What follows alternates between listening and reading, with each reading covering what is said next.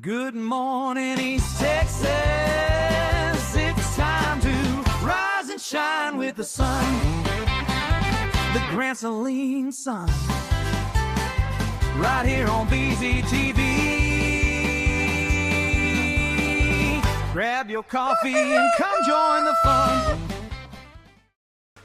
All righty, guys, here we are. I hope you know I got the aviators on. My wife's boss's mom watches the show and said that they need to get me some aviators. Well, she told her I already had some. So here we go. I got them on for you. Thank you for watching the show.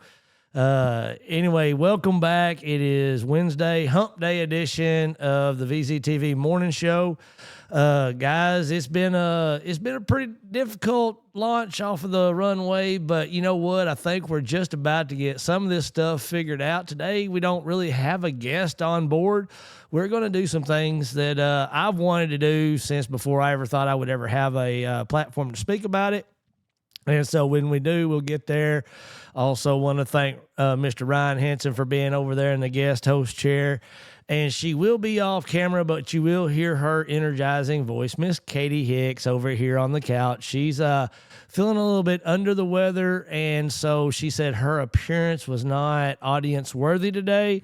So she is over here. You'll hear her voice. And, of course, we got Corbin DeBorbin right over there behind the computer. He will be giving us updates on sports. And so anyway, guys, this has been a huge success. Everywhere I go, everybody I talk to, they just brag about this thing. If you caught the show yesterday, we had a couple of Democrats on the show, and it was really funny watching Ryan's head because you couldn't see his eyes, but boy, you could see him. His muscles twitching a little bit. I had a little twitching going on during some of those conversations, but I mean, I don't know. I've been called a Democrat more than I've been called a Republican. So some of my true colors came out yesterday. Well, you know, and that's sort of funny because I've been called a Democrat by my family, half of them, because it's not a bad thing. It's not, and you know, but it is if it depends on which side of the aisle you're on. If you want to insult a Democrat really good, call them a Republican or call them MAGA. You know, you won't see a head spin. But what we had yesterday was a good conversation. It was a fun conversation, and one of the things that I thought was really, really interesting that came out of yesterday's deal, we had a call out. I think it was our first real call out on camera. We've always had the roundtable sort of set up, but yesterday we actually had an on camera call out. Hey, Corbin, do you have that ready? Is it downloaded yet? All right, let's roll that clip. Mr. Keenan, I appreciate you being on the show. Like I said, it's been a pleasure getting to know you personally. I've enjoyed speaking with you. Of course, we only had 2 hours here. There's a lot more that we. He was a fun and energetic guy. I'd love to come back and do the show. You've got an open seat anytime you're in the area or halftime. Of course, you and I will be talking after the show. Sure, I'd love to set something up for a follow-up. One of the things that I did want to throw out there, though, you and I spoke. You're open to a roundtable with Bob Hall in the seat next to you, aren't you? Yes, absolutely. Okay, well, I'm putting it out there, Senator Hall. We're inviting you to come sit down and join the conversation. Come on, Bob. Let's talk, man. It'll be fun. I'm telling you, it'll be a good time. You should be here on this couch. I got an incident report about that. Miss Eddie looks so tiny compared to him. But as you know, and this isn't something that we're just doing to do. We do that. I mean, this all got started. Him and Dan Morrow were running for the same spot, and we had a little one-on-one with them, and this really launched. And of course, from that point forward, we've had the roundtables. And I believe if you put people side by side and you take the distance and anonymity out of it, you start to have real conversations. So when you have two people sitting there having a civil conversation, and you can feel, I mean, you put off energies. Yeah. And you can, if you stay in the positive energy, sort of like my wife's car, when you're driving. I get to babbling here. I watched this clip and I said, this has been so much more clippable if I hadn't been just blah, blah, blah, blah over here. It stays really bright green. Say it ain't so, Bert. And I sit there and I I was always oblivious to the fact that I ramble. Bubble game where you blew the ball up. Don't, you can't see, Katie, no. You can't be rolling your eyes off camera. I wasn't rolling my eyes. I was screaming with energies, and you can feel their heart. that the conversation is going to stay civil. Now, don't get me wrong. You get up at the national level, that's just a freak show from the word go. So we're not even going to get there. But right around here, we want to keep it civil, and that's what we've always done. So we throw the invite out there to Senator Hall. Let y'all go toe to toe. So we're not having, today we did a little bit of speaking, and he come into question on some things. We want him to come in and answer it. And he knows he's always got an invite. He's been on the show a couple times, and we always appreciate him. Too bad we don't have the comment section. He'd have probably been in the comment section over there. So like I said, the invite's out there. We'll make it official. But we definitely want to... Yeah, can I throw something out on that? Like, and I hope this is a clippable moment. Bob Hall, please, I want to have a conversation with you on this couch on behalf of the people of this district right here in the very county that you live in here in Van Zant. Like, whenever you're available, I will make myself available. I want to have that conversation on behalf of the people that hopefully we both care about so very much. So if there is anybody out there that would like to tune into this, please share that or get that to him or email it to him or whatever it is. But you can let him know that, Bert and myself or Edie or anyone else in this room, we want to have that conversation because the people need to know what's most important and who's trying to run to represent them to solve those issues. So I say let's do it. I hope you're in too. There's only one thing wrong with that, and if you correct that one little thing, we'll call it a day. You got to say right here on VZTV. Right here on VZTV. Right here on VZTV. Let's do it. VZTV. Right there. We'll see y'all tomorrow, guys. I love Edie. She's so sweet. She was so much fun. Michelle, my beautiful wife, love you, babe. She watches. Love you, babe. She likes to eyeball it out of the side of her eye while she's at work because she can't exactly view. And I was telling her, so she misses a lot. And I was telling her about our little joke that we do about having to wrestle in the mud since we disagree. And I brought up being nude. And I said, Miss Edie was the first one over there doing this right there. And she just started laughing. And she's always fun. And she's fun to have in the studio. And I mean, honestly, if you hear the way her and James Cooley talk about each other, you'd never know that they were in a political race against each other. No, I know James has publicly stated, he really likes Edie Booth. I mean, there really isn't a lot to dislike about her. She has probably some different views on things, obviously. She's running on a Democrat platform, but different doesn't necessarily equate to being bad. And James and Edie have both been very respectful to one another. Always. Oh, no, absolutely. We're all allowed to have our opinions, and we can all agree even if they are different. So the only request I would have, because we're talking, Keenan's talking about that couch, putting Bob Hall on there. Bob Hall has to sit in the center. We'll put Bob Hall in the center, even if there's nobody over here on the other side. We'll put something over here, a prop next, so make them sit elbow to elbow. Make them sit next to one another. Let's see how that works out. I've always thought it would be really fun. Them big inflatable balls that you can stand in and you can run really at full speed and bang against each other and go tumbling and stuff like that. Or a sumo suit, something like that. I always thought it'd be fun to get two opposing politicians in sumo suits or whatever and ask them questions as a sumo wrestle. We might get away with that on the local level, but can you imagine the clips that would come out during election time on the national level? I mean, I can't believe our politicians do this. Yeah, people that didn't know who their elected representative was or their incumbent, as soon as they seen him in one of those blow up balls on a soccer field. Well, we say that. But if you look at the eye of the modern candidate, they try to po-mouth, as they say. They try to bring themselves down to the common man's level, Oh, yeah, I have holes in my socks, too, I think they're maybe shooting underneath that bar a little bit if they're out there rolling around in sumo suits. I mean, you look at you get a fella out there that's fun. I mean, half the people learned who Trump was. Not by his, they always knew Trump Towers and stuff like that, but he wasn't a real person until you started seeing him in movies. And then that was one thing he always did. He always plugged himself. Yeah, exactly. And then he came in on The Apprentice, and that's where he really took off in the main stage. It was one thing when he cameoed like Home Alone. And it would come across, you'd see Donald Trump, and then you're like, oh, there's Donald Trump. Everybody knew who he was, but when it come to really taking off and getting that familiarity, which I believe really has launched him into 2 terms, was The Apprentice. And they knew him from You Fied, And so it's, I think if somebody were to come out there and engage, we had the cornhole set at the debate over in January. And we had all these different people come in there, and they were all like, I love this. This is really neat. And we were just sitting there throwing cornhole bags and talking.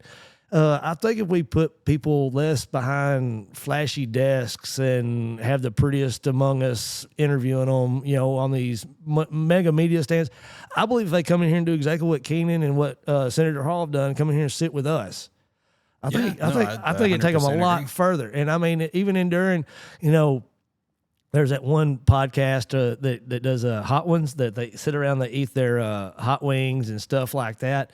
And they interview different people, and they go from the least spicy all the way up to the spiciest of spicy. But it's really fun when you watch these people trying to interview while they're trying not to focus on their mouth melting in their, behind their teeth. Yeah, and I mean, it's no secret we've been trying to get James Tallarico on here to do same kind of interview. It's not a type of thing. And I think from what I've seen, from what James Tallarico's doing, he does a few Democrat grassroots type, events, but I think he's missing, well, I'm not going to say too much, but he's missing quite a bit by not getting in on these smaller shows whenever he possibly can. And I'll tell you, and again, I don't know the man. I know how he's portrayed in the media. I know that he's reached the level he's reached by some esteem out there. So therefore, I want to get him in here and find out, okay, is he really what the media makes him sound out to be? Or is he just somebody that maybe have some off opinions about his faith and stuff like that? I mean, Lord have mercy, if we start talking to people about as long as the representation of the people is true, and honestly, I'm desperate, man.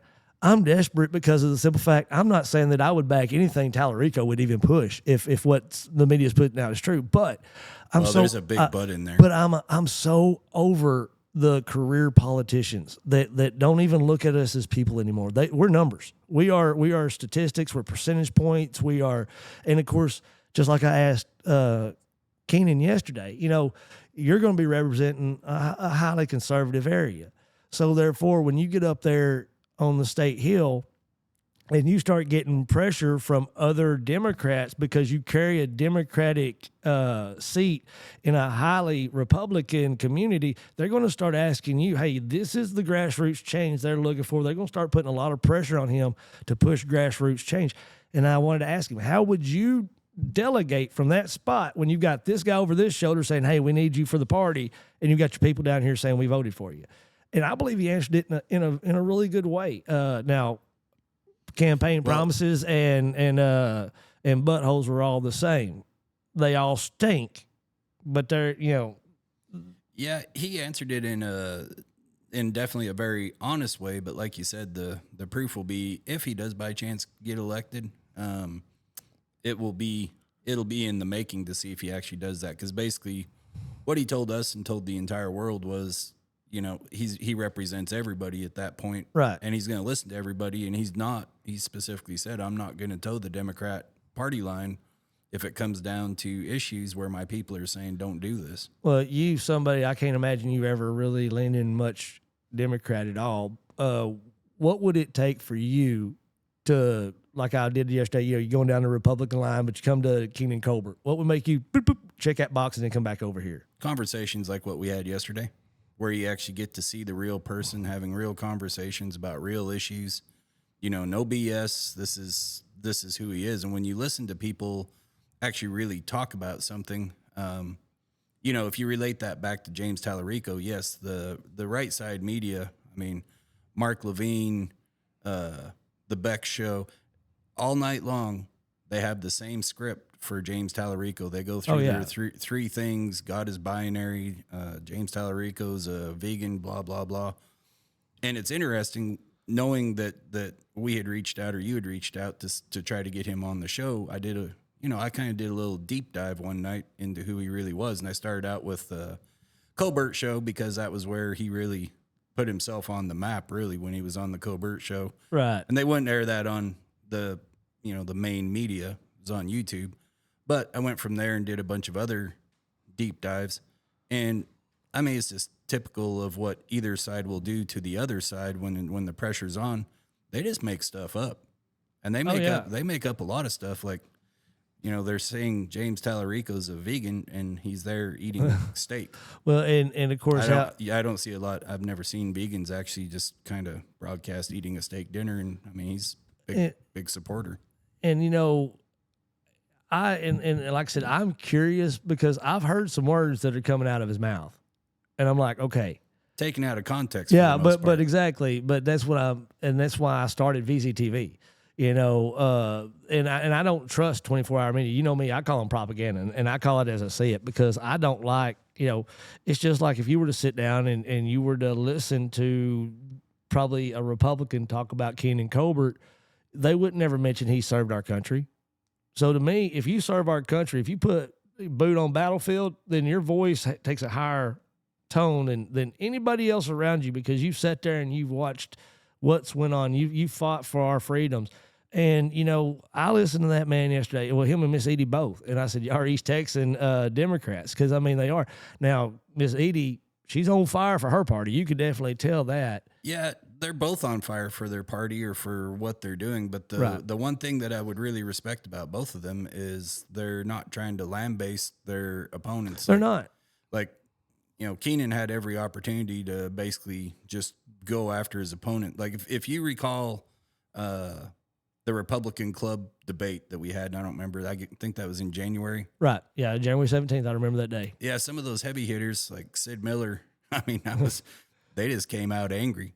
Like, I mean, they didn't even really get a chance to even talk about what they wanted to do because they were all just chomping at the bit to tear down their opponent. Well, at the end of those debates, I'm just like, I really don't like either of you. Well, and what you noticed a lot is that media coaching, that campaign coaching, because it is such cutthroat. Like we said in that little intro right there, where we were extending the invite to Senator Hall. It's a circus up there. It's cutthroat up there. And, if we don't stop that, now that's where I come in, and my concern is if we don't stop that, they're the ones that really, really have their hands on the wheel of the ship, even though the rest of the passengers are like, hey, you're headed for dry land. Well, we're losing track of our voter base and the people, and we're forgetting that there's young people out there. And Gavin Whitaker made a statement a long time ago during the elections, basically about how the young people aren't into that type of politics. Like they're just not into that. They're not into that at all. They don't want to see it. They don't want. Katie's over here shaking her head. Well, it's true. I'm going to throw it back over to our millennial over here. Explain how the younger people see all this old style campaigning. I mean, like the way that people, politicians, they're really good at dragging each other through the dirt. They're really good at drama and making a big scene out of everything. And none of it, 9 times out of 10, what's coming out of their mouths is all scripted. It's all practiced. It's all media trained. And you don't hear anything that is from them that isn't coming from whoever is telling them what to say. Right. And so you don't ever hear anything that's actually true. Like the facts might be true, the statements might be true, but what they're saying is not what they want to say. It's what they're being told to say. And you hear the same things over and over and over from all these different people, and you see the same dragging other people through the dirt, and it's just like, it's basically just a bunch of drama, and we don't want anything to do with it. Well, see, and it's sort of like, and just like Miss Cookie said here, yes, Miss Cookie, I saw you in the comments. She said there's so much slamming and degrading of an opponent, and not enough time spent dealing with the real issues. But this is my theory on that. Okay, it's just like a magician. When he's sitting there and he shows you the ball and he does all this right here, and then he shuts his hand like this, shows you both hands. He makes his hand over here do something, and you're like, oh. Then next thing you know, he's pulling the ball out of your nose. And we're so much awed that the ball came out of the vicinity of our nose, we don't look and realize there's not a single booger on the ball. If it was up in your nose, it'd have a booger on it. Yeah. We don't ask the obvious questions. And that's sort of where I'm at in my mind is, why are we not looking at the obvious, asking the right questions, and like this younger generation says, get past that character assassination and let's let the people vote. Yeah. Character is a big selling point, and you want your representatives to be people of character. But that's what the politicians have honed in on. And I think the younger generation has sat around Thanksgiving tables, Christmas tables. They've watched families fight over it. They've watched families split over it. They've heard the griping. They were forced to sit there and watch. I mean, you think about it, they're about the first generation that had 24-hour media growing up. Mm-hmm. You know, when we were kids, the media was only on at 10 o'clock at night. And I mean, you might have CNN out there if you were lucky enough to have a satellite that could reach the Japan satellites too, but for the most part, unless you had cable, and out here in rural East Texas, most of us didn't. You didn't have news every day. You know, you didn't have it 24 hours a day. Now, dads and moms are in there watching Fox News or CNN 24 hours a day. These kids are growing up 24 hours a day, being saturated in their brain because even if you ain't got a cable, it's being streamed. Mm-hmm. Well, even if you're not watching the news, you're still getting whatever news somebody wants to put out to you through every social media platform, through every platform. If it's digital, it's going to have news attached to it. Yeah, and there's always an agenda attached to everything, which, you know, with 24-hour media coming in, we are also seeing how former wars that we bought, hook, line, and sinker, you know, go. And we're starting to see the agenda behind it because now you don't have to pick up a newspaper. Now you got somebody that's wearing a clown uniform and making it entertaining, putting 15-minute clips out there, and people are getting their information from that, but they're learning about stuff way back when. So the distrust that we already had of our politicians is growing even bigger because now we're questioning former acts that we trusted. Well, there's nothing worse than, I mean, it's one thing to know the car salesman's lying to you. It's worse to find out your wife was lying to you about being with the car salesman. Well, Katie brought up a good point. Sometimes, you know, when these politicians are speaking, they're saying one thing, but do they really mean it? They're being, you know, they're saying what they're being told to say or what they've been coached to say. But at the end of the day, we all know, I mean, this is why people don't trust politicians. We all know that they'll absolutely do whatever is in the betterment for them or, best interests of whatever they're trying to do. And it's crazy how deep those things can go. They go deep enough that they can actually be qualified as conspiracy theories. But more and more, we're finding out these conspiracy theories really aren't conspiracy theories. They're actually just true. Well, that's it. And that's one of the things that I love how you sort of work that into that because that's... You've been training on me, Bert. You've been working on me. You've been paying attention. But, you know, we sit there and I like to look at key moments that have happened throughout history that weren't just traumatic, but there were battle cries, there were rallying calls. You know, they were something that really united us. And we look at the line that we were fed, the information that we were allowed to see, and what actually happened, and the fact that, and this is my criteria for, okay, why should we be asking questions? Okay, something great happens. There's no accountability, but we have the information. And the information that doesn't go along with the rhetoric being told from the top is ignored. And we're seeing no accountability anywhere. And the conversation is being thrown into the wayside. And we had to go 3 years back for the video that we're about to watch here in a little bit. But it was one of the things I've always said. 9/11 was one of the most instrumental things in my life, I guess, moments in my actual being, aside from COVID and everything that went with that. But when we talk about something that really rallied the country, 9/11 was the first one that really came in. We did have things prior, Pearl Harbor and stuff like that, before my days of recognition began. But in my lifetime, 9/11, 2001 was the day, and we still have memorials set up. Tunnels to Towers is an event that was, or an organization that was set up to benefit first responders and soldiers that went into that stuff and didn't, permanently disabled. We see the degree of not only patriotic impact it had, but also the still lingering impacts we see today with physical health and stuff like that. What if all that was a lie? And there's so many things there that prove to that we were lied to. I've always said I've never bought the story, never bought in all 100%. I never thought I'd have a platform like this to talk about, or a buddy that was just as kooky in the head as I am to decide to discuss it. So we may be on some watch list after this conversation and after this video, but also we'll be listening for the black helicopters. I'm sure that underneath this clandestine location there is probably a bomb shelter or some sort of secure hideout. Yeah. I've been very open about my stance on government. Being in, I was a yes sir type guy, served on city council. Government's right. Do what the government tells you to do. I mean, these people are working for you. They're doing what's in your best interest. And I'll tell you what, after COVID, my entire view of how the government works, all the way from local to the highest federal levels, completely changed. It flip-flopped because I seen when I was on the local level during COVID how this information was being twisted and fed to the people. And Right. I mean, it was insane. And what's crazy was there was some people questioning it, but not enough. And at that point, I had never really questioned anything. I didn't really look back on 9/11 and think, I wonder if there's something else more to this, because what I was given and what I was looking at, it made sense, and it had such a huge impact on everybody, regardless of what was behind it. I mean, it's almost a taboo topic to even talk about to a certain degree.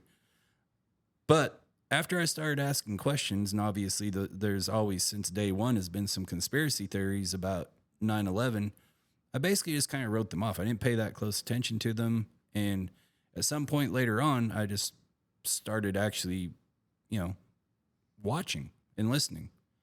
And the more I watched and the more I listened, I think what really threw me over the edge was there's actually a very long documentary that's on Netflix. I don't know if it's still there. I don't know if you can find it. I don't even remember what it's called. But it goes into depth, like a lot of depth, about how things weren't exactly as we were told. And it didn't surprise me, but I was shocked when I started seeing all the information. It was information we weren't fed by our officials. The government hasn't put that information out.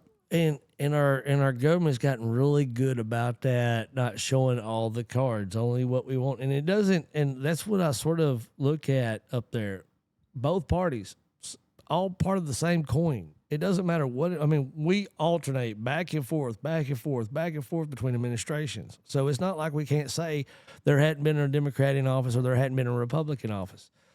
There's something up there. And I used to be told, it was hard for somebody to keep a conspiracy because a conspiracy involves many of people, and keeping many of people quiet is really hard to do.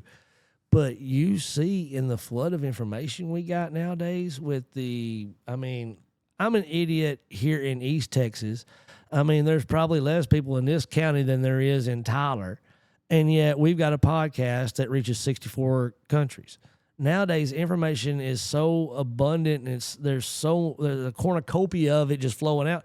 It's easy to just dismiss that as this much or this much. And what's even more frightening, because of all the information out there, how many people have wondered about the JFK? The JFK conspiracies probably, I wouldn't say it's up there as high as the 9/11 conspiracy, if you want to call it that, but it's always been up there. Well, slowly but surely they started releasing documents, years after, and people are starting to put these documents together. Well, as of, 8 months ago, maybe a little bit longer than that, it's conclusive that the government was involved with JFK's killing. But how much have you heard about that?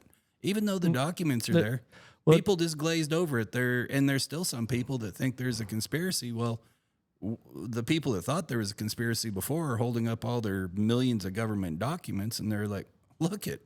Yeah. We were right. The government was involved. The government was directly behind JFK getting killed.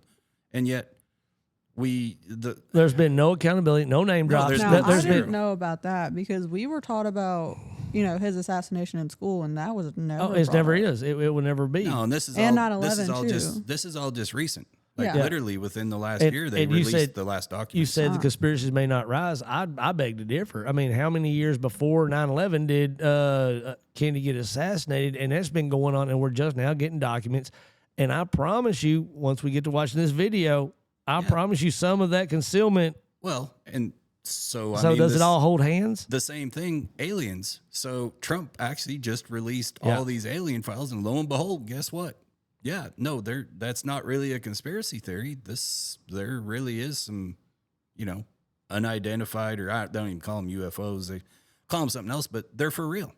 Yeah. Like, they're documented. They don't know what they are, but they know they're not from here. I personally believe they're demons. Well, Democrats are demons. No, demons. Oh, no, demons. no. I'm telling you right now, even a Democrat, I'd much rather welcome a Democrat in my house than a demon. I'll tell you that right now. But speaking of, I think it's about time to take a break. We're going to get some of the information, as I say, the news that you can use up there on there. Corbin, are you going on camera today? Okay, Corbin's not going to go on camera today. He only had a little bit of sports information. He said he's going to read it, but that means we're going to have to go to a full camera on Ryan. Y'all get to look at his ugly butt while I run over there to the weather set and get ready for that. And then Corbin's going to give us some gas prices, and then when we get done with gas prices, I'll have the weather. And real quick before he does that, I did find a few docu-series on Netflix about 9/11. There's Turning Point, Inside the Twin Towers, Press for Truth, and Truth, Lies, and Conspiracies. They're all docu-series. Yeah, and I don't remember. Truth, Lies, and Conspiracies is a good one. I've watched that one. Yeah. It's an investigation into the various theories surrounding the attacks and the withholding of information. And, you know, and some of these... I would love to take some of these, break them down and look at them, because I mean, some of this conversation, if we're really going to get to the fundamental understanding of how the government views us, I mean, think about it. If it comes down that the government, and we got the proof and everything, like we believe that JFK was taken out by the government killed our own president. If we believe that the government had anything to do at all, which I've got varying different levels of my belief of its involvement, but you look at how many people, first responders, innocents that passed away in that, as well as the economic devastation that resulted from that. I think there's a lot more to look into it. And if we don't look into it, like I said, and I don't even know how do we approach this without looking like just Bert and Ryan out here being Bert and Ryan being conspiracy nuts. The only thing that would have made it better, Bert, is if we would have showed up on camera with our tinfoil hats with the points on them. Well, I was going to, but every time I put on the headphones, it kept pushing the point down. So one thing I really appreciate about this show and your format is it's okay to talk about it. You may not be right. I may not be right. But it's absolutely okay to question, and it's absolutely okay to talk about it. It's not so much. It's our duty to question. I said duty. Yeah, you did. But it is our duty to question their duty. You know what I mean? We're getting fed shovelfuls of duty, and we're sitting here griping about stinky breath. Yeah. Ultimately, I think it's important that we talk about it, and the viewers are going to draw their own conclusion. I don't want to put it out there as to how it's not. I mean, I'm not trying to twist something that it's not. But if it was so easy to expose, it would have already been done. And that's but it has been done. Yeah, well, exactly. And of course, go back to my smoke signals a couple of days ago. Which guys, I can't imagine what demented person out there was waiting for smoke signals to kick off to hear what I had to say. But if you're the one person out there that cares about what Bert has to say, sorry for the bypass of the smoke signals. We sort of smoke signaled it up in here, but. What I find, like I said, we talk with these elected people, elected politicians, or people that are hoping to be our elected, and I've said it more than once. I want a grassroots guy to grow him up into our national state representatives. But you look at, we're one show out there in a flood of how many. I'm trying to figure out how we get the message out there to where it grows, and it's not just from us. I don't care if Bert and Ryan get credit for anything. I want other podcasts just like this going back 3 years. You know, and I'll tell everybody, I didn't like Tucker Carlson. Never have cared for the fella. His laugh annoys me. You know, it annoys me. Not a big fan. And when he first come on Fox and Friends, was not a big fan of the guy. But then when he got ostracized and sort of basically the party left him, it almost looked like, and I started hearing people, I'm like, what? Why in the world is everybody, because I quit watching Fox a long time ago, but it's like, why is everybody hating on Tucker? And I still don't know what it was that caused his departure from Fox, but I've watched a lot of his interviews that come across my Facebook and stuff like that, and I'm looking at the quality of guest he has on. I'm not looking at Tucker Carlson. Tucker still annoys me, but I annoy a lot of folks. So I get Tucker in that degree. But if the quality of people that is in his guest seat are legitimate, and I've seen a lot of legitimate people that come with very high credentials that are coming out there saying, guys, you got it wrong. Yes, real quick, Katie, what was I don't remember his name, but he was one of the people Trump let go. He had a short first and last name. He was the director of intelligence, and he was on the Tucker Carlson show. And I wouldn't say I dislike Tucker Carlson. I've enjoyed watching Tucker Carlson basically transform from a hard right-wing conservative guy to a guy that's just more or less concerned about the issues and a lot of truth. He's maybe you alluded to it, but for those that don't know, Tucker Carlson has definitely fallen out of favor with the right side and the right side politicians. The only people that the right side talking heads like Mark Levine tear up even worse than James Tallarico is Tucker Carlson. I've never seen people hate on somebody so bad as those folks do. Well, he was the National Counterterrorism Center director. His name is Joe Kent. Yeah, there you go. And that was actually, I mean, I've listened to bits and pieces of Tucker Carlson. I've watched some shows some time ago, but I kind of quit listening to him. That was one of the first full shows that I picked up and listened to. And it was, Tucker Carlson's come a long ways in how he interviews people. Yeah. You can tell he's learned. He understands how to frame his comments. He stopped talking so much. He did. And it was a really, really, really good show between.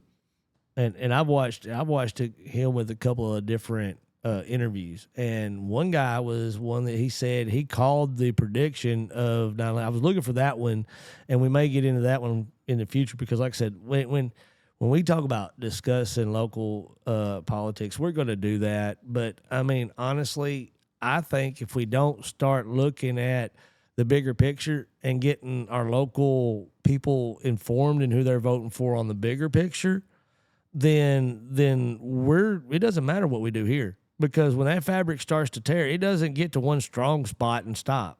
You know, a chainsaw don't stop at the knot. You know, it goes right through it, and a tree doesn't stand on a knot alone. And so, therefore, I believe if we, as the knot, can get our message out there, get our guys voting like this, get them talking, and we start, because we're not alone. I mean, you look out there are people. I watched a thing on Bill Maher.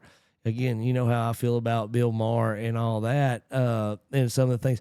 But I love the way he's sort of centrist. I sort of like he doesn't mind ticking off his own party as much as he goes after, Trump and the Republicans. No, Bill Maher, man, he's kind of a hoot. I don't align with him on a lot of things, but he makes me laugh. I mean, if you've watched his roundtable shows, or if he's a guest, I mean, he's going to call it exactly how he sees it, and he's going to make you fight for your point of view. Yeah, like if you don't agree with him, I personally wouldn't want to sit across from Bill Maher. I'm afraid we'd probably just end up in the mud naked trying to wrestle. Hey, don't say that. I'm sure Miss Edie Booth's watching. She's over there. I'm ready. Yeah. But anyways. Yeah, I think it's time for us to throw over to Corbin and catch on some news, and then I'm gonna go give us some weather, and then we're gonna roll into this video and what video we were rolling into? It's an episode of the Tower 7 collapse, and it's of Tucker Carlson on the Tucker Carlson Network. It's on his website. And we are going to talk a little bit we're really going to talk about 9/11. Yeah, we really going to talk about some 9/11. And like I said, honestly, this is one of my biggest cruxes, and I guess I'll go ahead and say it because, I mean, it's pretty obvious. But when you have 3 buildings drop into their own footprint and you tell me it's not orchestrated, now, Tower 7 is the one where I think is our most obvious questions are going to be lied. And if we can start looking at there, hey, I'm one of those that start pulling the loose thread, and let's see how far that bad boy runs. And so we're going to start with the 7. And like I said, who knows? We do this 5 days a week. I mean, who knows where we're going to go with this? But in between guests, we're going to solve the world's problems, man. And it's going to happen right here on VZTV. I'm ready. All righty, Corbin, take us away to Sportsland. Sports on VZTV.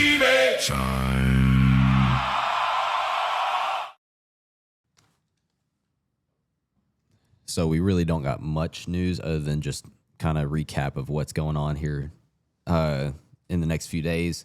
Wednesday, we got 6 matches, nothing crazy. And the first match is at 2 p.m., second one's at 2 p.m., third one's at 5 p.m., fourth one is at 5 p.m., 8 p.m., and 8 p.m. So they're going to be dual firing. And then United States plays tomorrow at 9 p.m. against Turkey. To look at the Rangers here, Rangers lost to Miami last night, unfortunately 6-4. We play Miami one more time, and then we play Toronto 4 and Cleveland 3. And I'd love to see predictions on that. The NBA draft, real quick. Morris Johnson Jr. was picked up on round 8, pick 8 by the Mavs. We also got pick 11 from the Spurs, San Antonio Spurs, picking up Jaden. I cannot even say the last name. I'm not going to try it. Quaintance. Yep.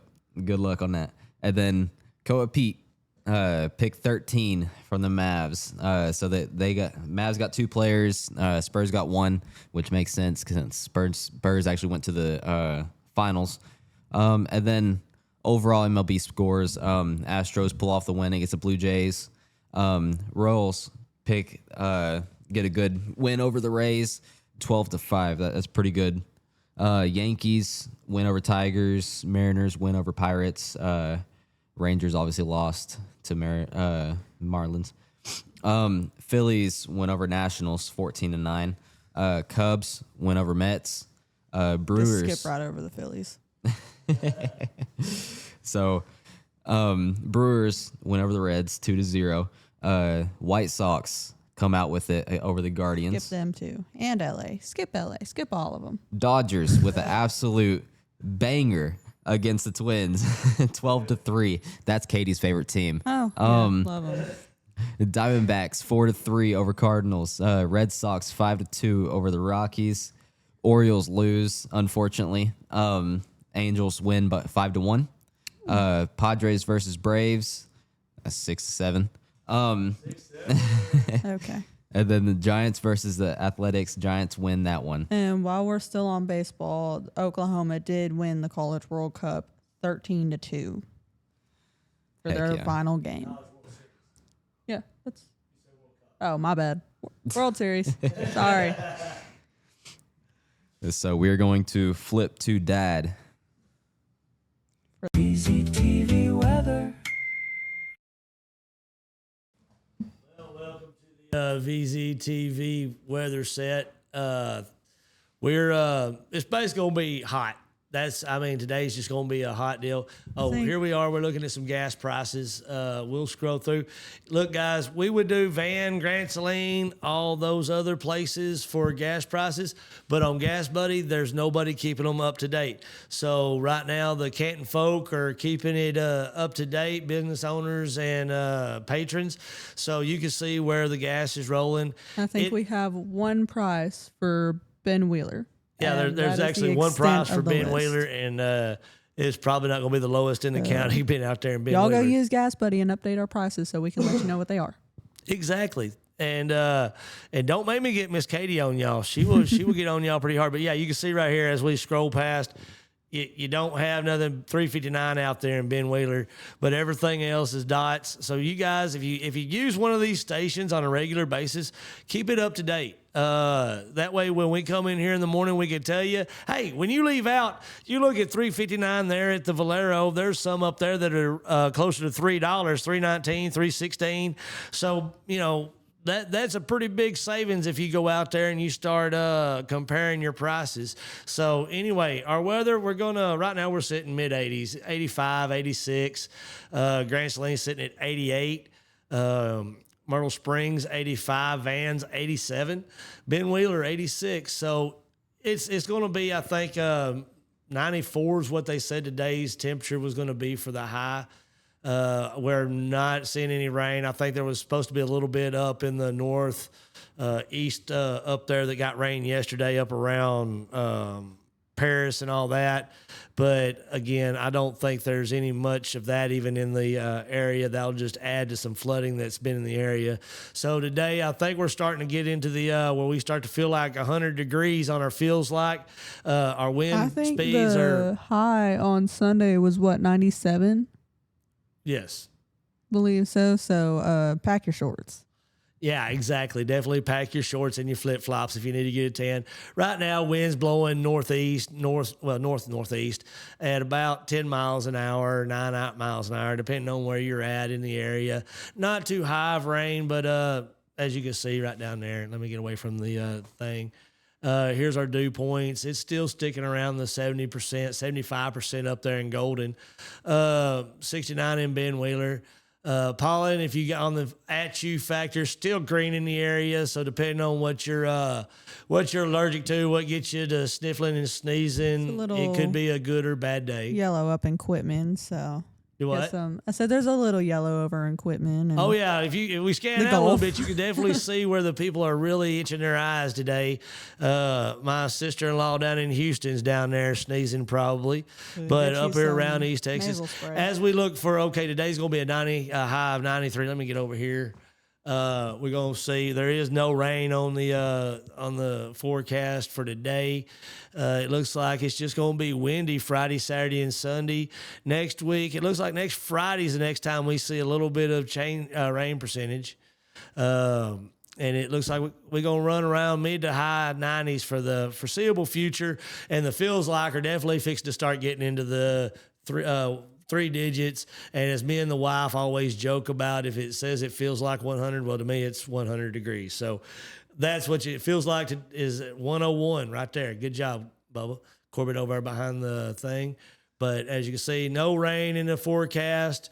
We have plenty of heat in the forecast. So you guys be sure if you're outside, hydrate, pack some water for your delivery drivers. If your dogs are outside or your cat's outside, be sure and bring them in. If you got cows out in the pasture, be sure and wrangle them up, bring them inside, put them in the kitchen. She says got to bring her sushi in. But anyway, guys, this weather report brought to you by Warner Services. Get your AC fixed. Get it prepared for this warm weather coming in. If it's been struggling, you don't think it's going to make another summer, y'all be sure give them a call, 567-6699. Also, y'all go see Julio down there at VZ Rentals. He's at the intersection of Highway 17 and 64 there in Canton. You can't miss the heavy equipment. Go in there. If you got that honey-do list, Julio turned it into a well-done kiss by giving you the right equipment to get it done. Your wife will be proud of you. So let's run over to the can you throw the lunch specials over here to me? Okay, I have to get over there for the lunch specials. So we're going to throw it back over to Ryan and let him give you some more conspiracy theories, and I'll make my way back over to my chair.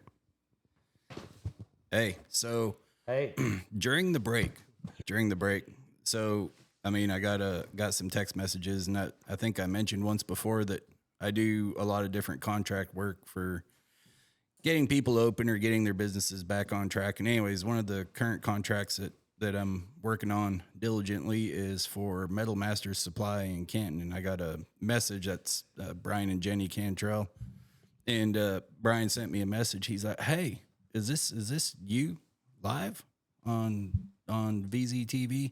So you do have a watcher. He said he's watching it over in Grand Saline. Oh, rock on. Well, welcome to the show. And I've talked to him on multiple occasions. He's very well aware. Miss Cody Paul said that good thing you're not doing sports because all we'd hear was the Astros. So, yeah. You know what, Cody? Get off the show. Cody Paul is calling you out on the show today. He always picked on me because I'm a fan of the Astros and the Rangers and blah, blah, blah, blah, blah. And he wasn't even a Rangers fan. It was funny because she had a jersey made up that's half Astros, half Texas. My Nana helped Corbin make that. And we had a friend of ours that did it, and he said, this feels so wrong. But he did it. He wasn't proud of it, but he made them for him and Corbin, for her and Corbin. And he said he's going to wear his split jersey tomorrow. You'll be surprised, but we were the stars of the show at the Ranger Stadium. People were actually stopping us, sitting there saying how much they love the jerseys and all that stuff.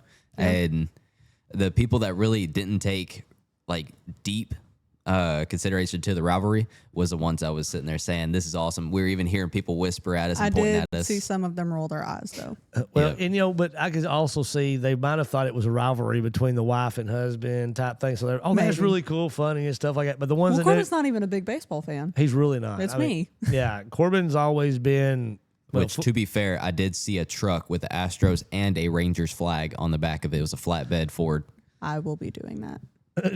So she will be I'm doing kidding. that. So let's go ahead. Let's throw in some lunch specials today. I see Miss Norma down there on the bottom corner. Hello, Miss Norma. We love you. She was one of our, well, actually, our first regular supporter for the show, and she is the official realtor of VZTV. So if you got anything, if you're buying or selling land, go find Miss Norma. And I did just see Gibson flip through as well. Oh yeah, you cannot miss Gibson. Matter of fact, look at the side of my hat here.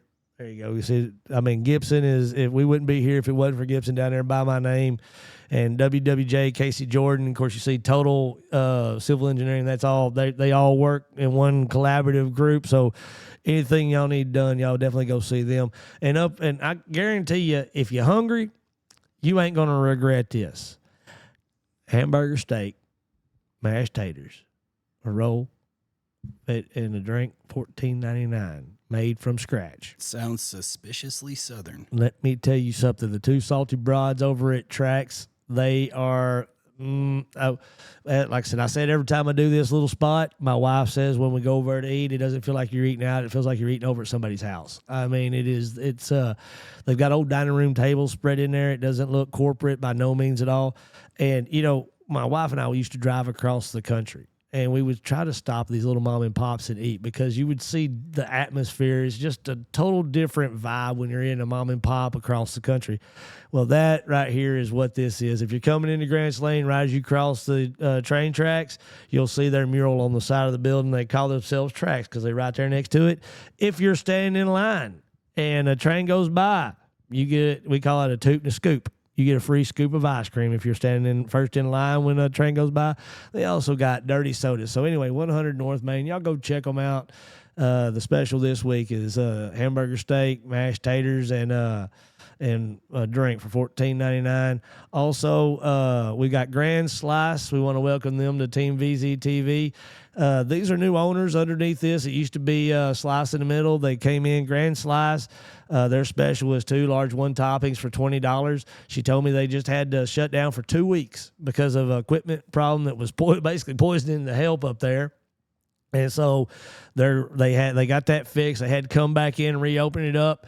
Guys, they're serving the community. They're serving the county. I'm not saying that anybody's pizza is better than anybody else's pizza. I'm just telling you that they're my favorite pizza in Grants Lane. I will say that honestly. But they're a community business. Let's go support community businesses. They just had an expensive repair. Let's flood their doorsteps. Let's go in there and show them the love and eat good pizza. I mean, Lord, it's a win-win-win situation. Well, one of the hardest businesses I think to be in is probably the restaurant business, and the only thing that exacerbates that even more is being a local restaurant. Oh yeah, and mom and pops, town. Yeah, exactly. They need you to go in there and support them all day long. And if you notice, we everything that we have here is locally owned and operated. I mean, Glow House right up there. Her husband coaches the golf team over there in Grants Lane. She was one of the first ones to come in there and go put a glow in your smile. I've known Michael Cade over at the Bearded Barber forever. These insurance agents that have reached out, come in and do not do what Corbin did though in the Bearded Barber's parking lot and leave your wallet on top of the truck and take off. Yeah, I brought that up to him, and that wallet was never seen again. I saw Superior Glass and Mirror. There's Lynn Bill, Michael O right there. I mean, these guys have been around forever. So if we're here and we're on air and you see these cars, y'all shop local. That's what we're building for. Clothesline Line, Smith Auto Sales. I mean, if buy here, pay here. You don't get much more local than that. You go there, you buy your car from the man you're paying for the car. You're not paying a corporate bank or nothing like that. We have C and K, Corbin and Katie. When we get to doing, if you want an ad on the deal, you see our commercial ads and stuff like that. These two right here make some amazing. They made everything you see on the TV. They make great ads, and I promise you, you're not going to find another marketing company out there that are going to hit their price point. The only thing that they can't make is make me look slimmer, and I've been. Corbin can do that too. Corbin can make you look like a female. Yeah. There. I do have one more person to shout out. We do have Tristan and Coleman playing on June 27th and July 11th at Salt Liquors on Main Street. It's right next to Wicks and Whimsy. right across the street from them. So while you're over there getting a candle or getting a little wood plaque sign that they also have, you can hop on over to Salt Lickers, listen to them play for a little bit, hop back over to Wicks and Whimsy.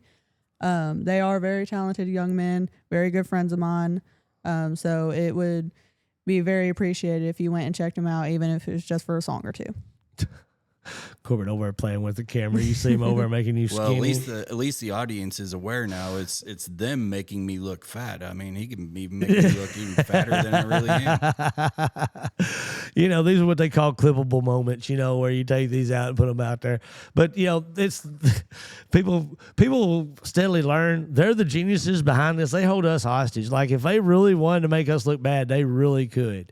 So I think, you know, we've talked enough. We may not be able to get to the whole video, but what I really like is where we talk about the first part of it, and we'll just go until we decide not to. I mean, I own the TV station. You own the house. Who's going to run us out? Katie?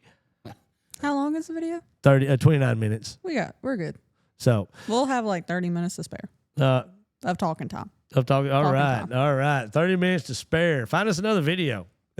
All right, let's roll this. Yeah, and this is a video that was on Tucker Carlson Network. If you go find his website, tuckercarlson.com. This was from about 3 years ago.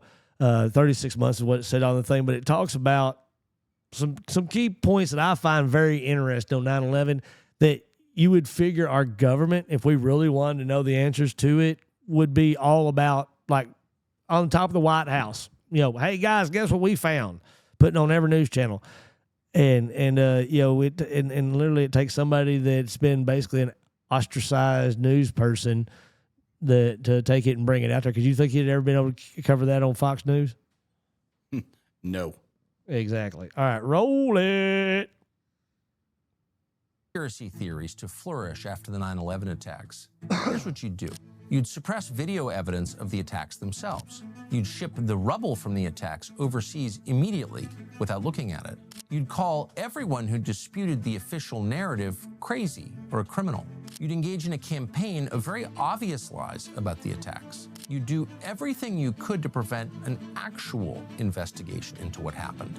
You'd avoid any public trials. And when you captured and killed the perpetrator, you'd show no photos or video evidence of the raid that killed him, and then you'd dump his body into the middle of the ocean. That's then always you'd been use suspicious. the attack to justify the invasion of a completely unrelated country on behalf of a foreign power. In other words, you do exactly what the U.S. government did in the wake of 9/11. It's possible that there are people who wanted conspiracy theories to thrive.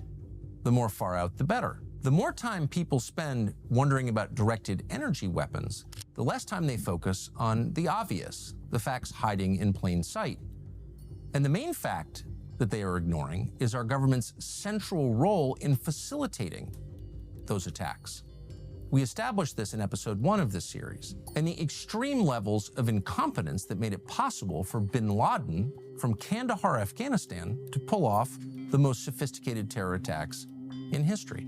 On the other hand, not all the wildest theories about 9/11 are crazy. Some of them raise legitimate questions about what happened. And in this episode, we'll go through those theories one by one and explain using primary source documents, interviews with CIA officials. What did you buy about them dumping bin Laden in the ocean on the way home? Those theories. The North Tower of the World Trade Center collapsed no at sense. 10:28 a.m. on the morning of 9/11. And when it Same. did, burning debris fell and damaged several of the buildings around it, including a building called World Trade Center Building Number 7. It was a 47-story steel frame high-rise located about a football field's length away on the other side of Vesey Street. Interestingly, there was a building between the North Tower and Building 7. That building did not collapse. The collapse of Building 7 is completely unaddressed in the 9/11 Commission report. 577 pages, but no explanation as to why Building 7 fell. And that provoked very obvious questions. People have been talking about it for the last 24 years. And if you watch some of these pieces, you can actually see them turning to dust before they hit the ground. A steel building doesn't fall into its own footprint because the plane hit another building a couple hundred yards away. I did not see a plane. They said the plane hit the first building, the second building just exploded. The circumstances around Building 7's collapse, And like I near said, let's total pull at the absence loosest of thread an first. I explanation mean, for you why see the it collapse of those two provoked tall in the buildings? end a Senate That's investigation. obvious. It's falling in its own Start with Building footprint. 7. Again, I don't know that you can find structural engineers that would say that that thing didn't come down in any other way than a controlled demolition. Building 7 had a pretty amazing list of tenants. They included, ironically, the New York City Office of Emergency Management. That would be the agency responsible for responding to the 9/11 attacks. On the 9th and 10th floors of Building 7 were the New York Field Office of the United States Secret Service. The equipment and records they kept there were destroyed that day when the building collapsed. The building's 25th floor was home to a secret CIA office. Its records were also destroyed. Across the 25th floor was the Department of Defense office. It's unclear exactly what it was doing there. Building 7 was one of just 3 buildings that collapsed that day. The collapse of the other 2, the Twin Towers, got extensive coverage in the 9/11 report, of course. But Building 7 was almost entirely ignored. It's worth remembering that even on the morning of the 9/11 attacks, there were very prominent people already doubting whether a plane could take down a steel frame building. I said, how could a plane, even a 767 or 747 or whatever it might have been, how could it possibly go through this steel? I happen to think that they had not only a plane, but they had bombs that exploded almost simultaneously, because I just can't imagine anything being able to go through that wall. It just seemed to me that to do that kind of destruction is even more than a big plane, because you're talking about taking out steel, the heaviest caliber steel that was used on a building. I mean, these buildings were rock solid. One reason the 9/11 Commission may have effectively ignored the collapse of Tower 7 is because even now we don't really know much about it. On the morning of September 11th, Lower Manhattan was cut off from the public with military-style checkpoints. World Trade Center Building 7 collapsed that afternoon at 5:20 p.m. Video that has been widely circulated appears to show it falling symmetrically into its own footprint. This was Several interesting right buildings here. closer to the Twin Towers, meanwhile, remain standing. That's odd. And then the debris was removed immediately and shipped to Asia. That's even stranger. Where is all the rubble gone? And have you been able to, is there any way you can answer that question?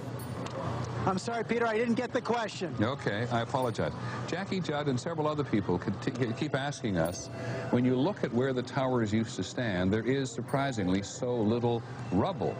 Where did all the rubble go? It's a very good question, Peter, and I have asked some people who've been doing some of the rescue and recovery work this morning. If you look behind me, you can see the very remains, the skeletal remains of the World Trade Center. And one volunteer, Robert Gerlinsky, explained to me the reason there's so little rubble is that all of it simply fell down into the ground and was pulverized, evaporated. Now, I should say, though, for the last several hours, there's been a steady stream of dump trucks and other very large vehicles. You can't do away with matter. No. According to a New York Times article published 5 months after the attacks, quote, an unknown number of steel columns has been sent off to mills as far away as Asia without ever having been examined or saved. This made it nearly impossible for engineers to answer the monumental questions of exactly why and how the buildings, designed to sustain a jet impact, completely collapsed. Now pause it right here. Okay. Now we know how the FAA and all them do the airplane investigations. If there's an airplane crash, they pick every single piece and part of that airplane up. They lay it out in warehouses, and they look at this thing, and they inspect every single inch of that airplane.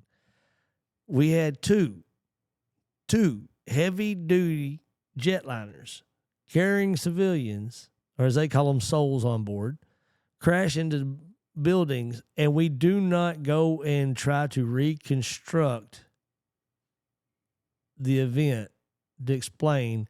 I mean, the obvious. I mean, you look at how those things fell. I mean, not one. I mean, it crashed up the top. If anything, you would think the top would do, and if nothing else, fall off sideways. To fall, and then not only just fall to a point of impact, but to floors.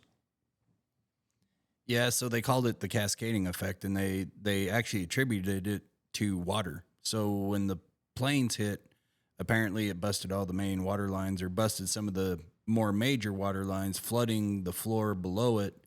And apparently the collapse started at the floors below where the impact actually was, but because of the water flooding those floors, apparently there was enough water that it, created a straight downforce. That's what we're being told. Again, malarkey. And you and I, it don't make common sense. It just does. And like I said, as we go further into these deals, and what I'm saying is, the fact that Building 7 that had nothing to it, and that's where I wanted to start.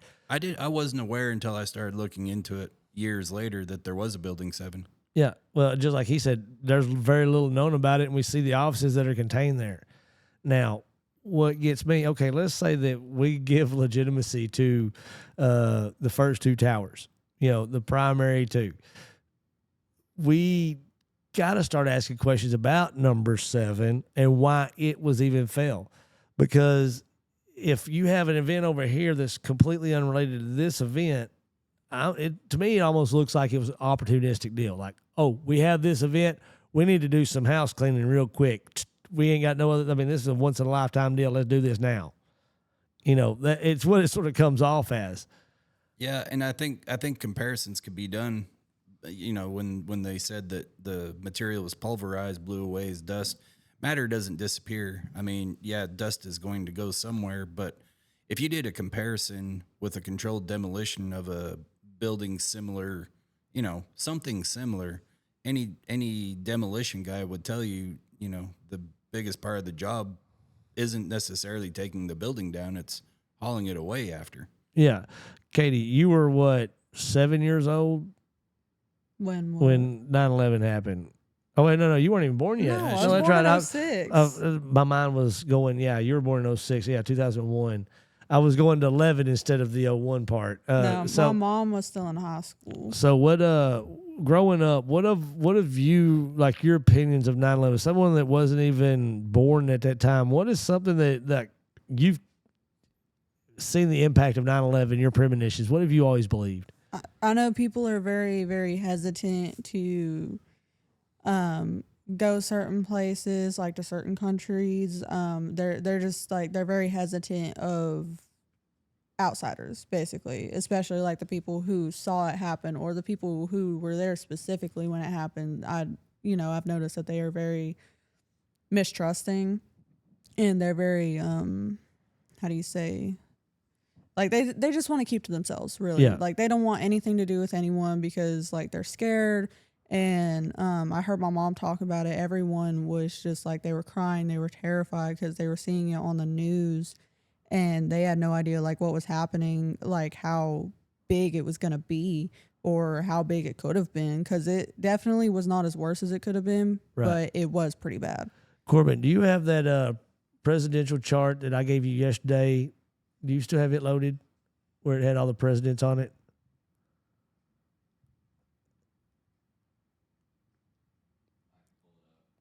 But I know that like growing up, we're taught it in school. Like every year on that day, we watch a documentary, and we keep hearing the same things about it. And I'm just like, I can't imagine like how scary that was to like live through that, because I've never lived through something like that. I've lived through COVID and blah blah blah blah blah, but there's nothing like that has happened like that to that extent ever. I've asked ChatGPT to take everything that was findable online from presidents, Trump now, all the way back to Reagan, and give them basically a grade all the way through. Now, one of my theories was, you look at Bill Clinton. Now, like him or hate him, people say he inherited a good economy, but whatever, but they've got him listed as strong all the way across. During Bush is when 9/11 happened. And I'm believing sometimes I think that they might have to cause chaos, because if man gets too good, think about what happened in the 90s. We had Michael Jackson and Stevie Wonder and all the group out there. We are the world. The people were getting collected. They were getting too comfortable. We had a good economy going.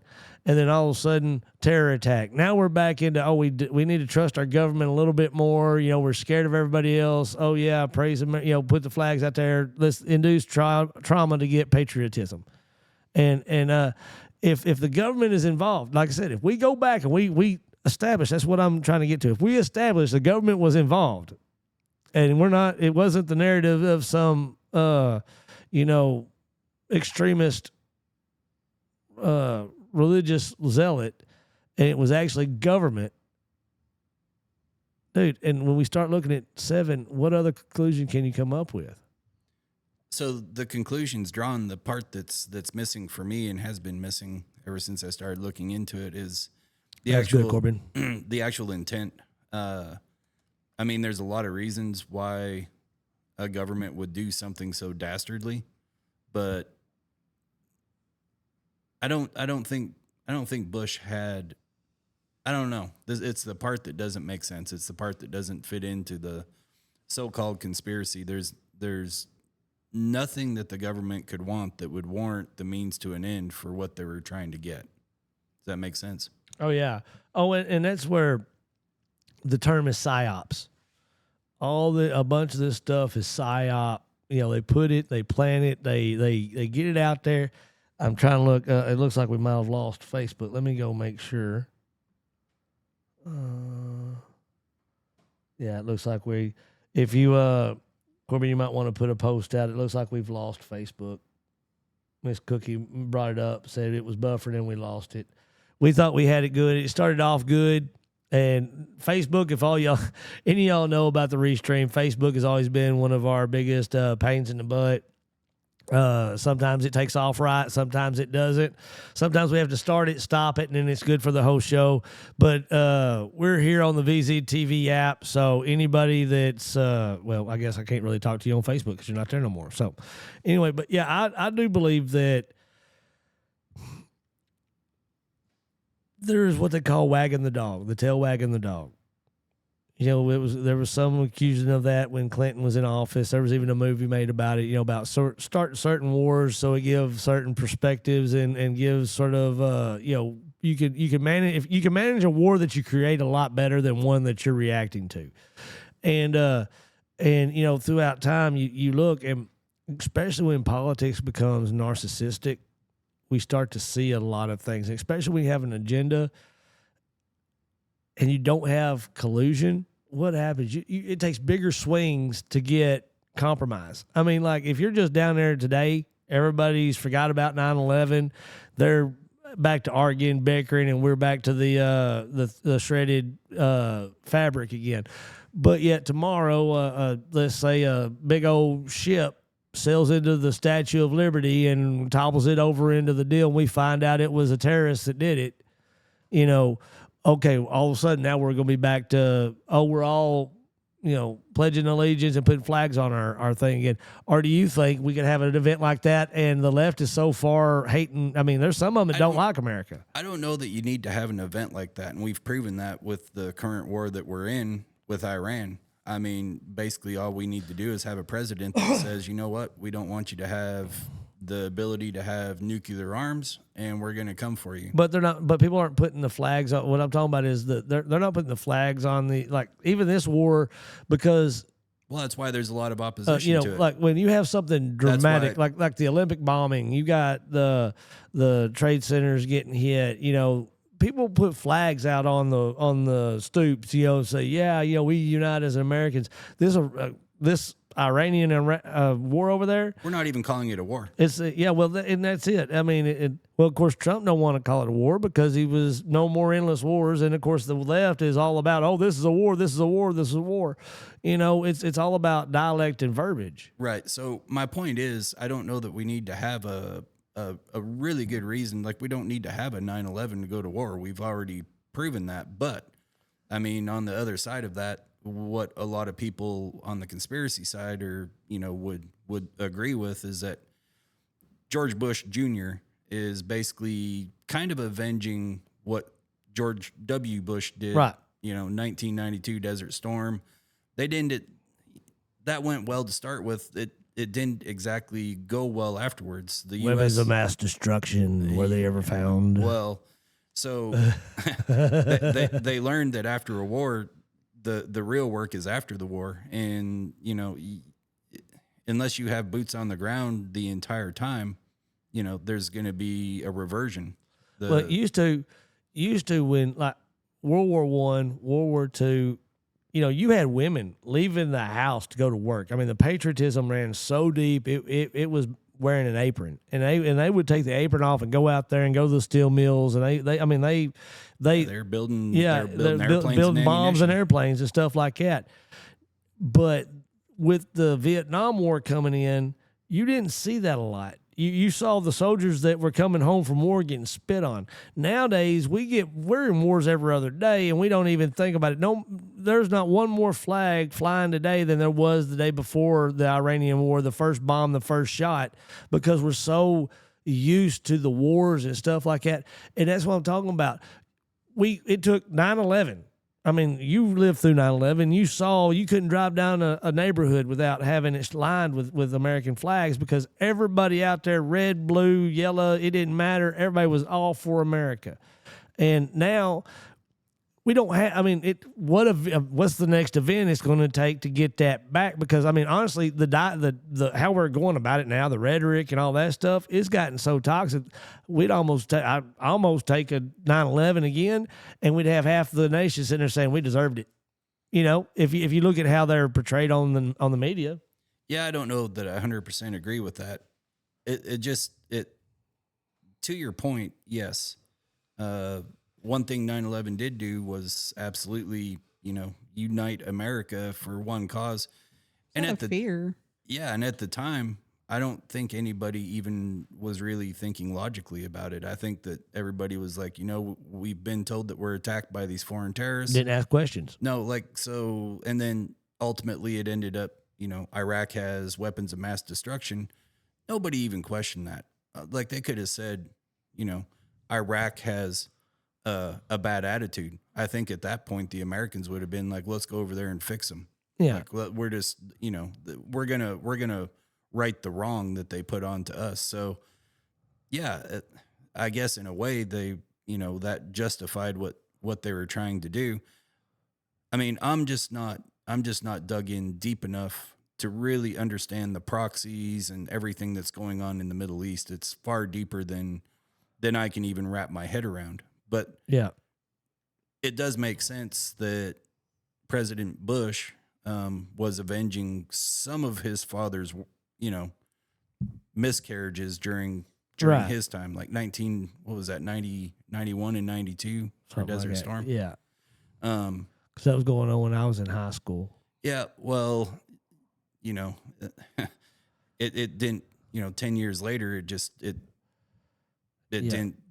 didn't turn out to be a win per se. And sort of like we talked about the buildings falling down in their own footstep, the dumping of Osama bin Laden in the ocean on the trip home.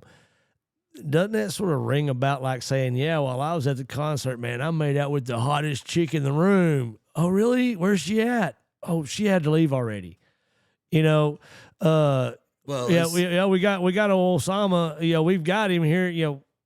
As we watch this further, I mean, this particular clip, I haven't seen this clip, but I mean, I've seen a lot of things that have to do with it. None of it makes any sense. And I mean, Tucker Carlson kind of lays it out way more bluntly than a lot of other people do.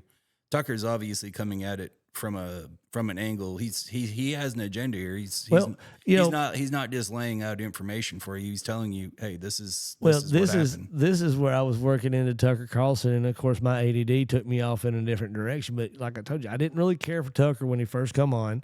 He still annoys me pretty much today. But if you want to find dirt on somebody, go to the person that was part of the crew before and then is all of a sudden ostracized. Those people like to speak, and they like to tell dirty tales. There's nothing like a disgruntled employee. Yes. And so if you want to find out how dirty the kitchen is, go find the fella that was fired from not, cleaning the table just right. He'll tell you exactly where the dirty spots are and where the nasty places to eat are. So, all right, well, let's go back let's roll a little bit more of this. analysis the debris was done at all. It was done by volunteers at a scrapyard in Jersey City, New Jersey. According to the New York Times, the deepest mystery uncovered in the investigation involves extremely thin bits of steel collected from the trade towers and from 7 World Trade Center, a 47-story high-rise that also collapsed for unknown reasons. The steel apparently melted away, but no fire in any of the buildings was believed to be hot enough to melt steel outright. 2 agencies investigated the collapse. One was FEMA, which relied on volunteers, and the other was NIST, the National Institute for Standards and Technology, funded by Congress. FEMA's explanation is that falling debris from the North Tower damaged the outer facade of Building 7 and started a series of fires in the lower floors. According to NIST, the collapse of the towers in the morning had damaged water mains, so the building's sprinkler systems failed. Since the building had been evacuated earlier in the morning and the fire department's resources were stretched to a breaking point by ongoing search and rescue missions, fire chiefs made the decision early on not to fight the fires that were burning in Building 7. According to the NIST report, thermal expansion of steel beams, not the complete melting of steel, caused the connections tying a crucial girder 2001A, to column 79, and that joint failed. The girder walked 6¼ inches off its seat, and that precipitated what is known as a progressive collapse. That means that the collapse started in one area and then spread downward due to gravity through the rest of the building. That's the explanation. That's how I would sum up my marriage some both days. are obvious. First, if there was just one failure point, then why does video evidence show the building coming down symmetrically, all at once, at free fall acceleration?